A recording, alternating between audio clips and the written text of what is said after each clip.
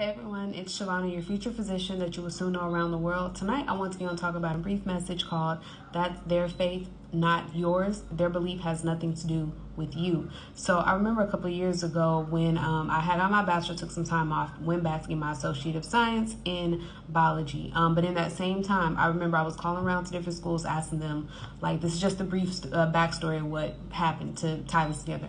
But I remember I was calling around to different schools asking them, like, what was my next step after that. They told me I need to get a master's degree. So I went back to my teacher because I think I was trying to get a recommendation letter. I was telling him that I need to get I'm going into a master's program and I need to apply. And he told me, well, you will not get into a master's program and you will not go into medical school.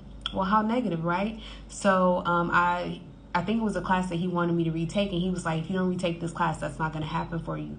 Well, long story short, 2 months later, I got into a master's program, and I told him I'm not retaking this class, and I'm going to go on to get into a master's program, and I'm going to medical school.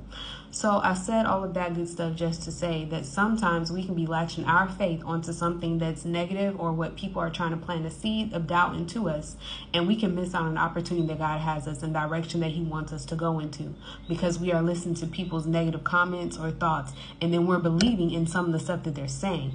So it's not based on his belief that got me into medical school. It was my belief that I know that I would be able to succeed. It was my belief in my journey. It was my belief in the fact that I'm going to go to this school. I'm going to get in. I'm going to apply and I'm going to get in. All I needed was one yes. I applied to schools and I got in, but it was based on my faith. And I knew that at that time that I wasn't going to do that anymore. The thing is that I learned in that time was about having a relationship with Christ. That when you have a relationship with God, he will tell you and he will direct you on what you should be doing. Because when he was saying that that wasn't going to happen for me, God was telling me that it was going to happen. When he was saying, don't apply, you're wasting your time, I knew inside of me because the Holy Ghost was directing me and saying, stop listening to him.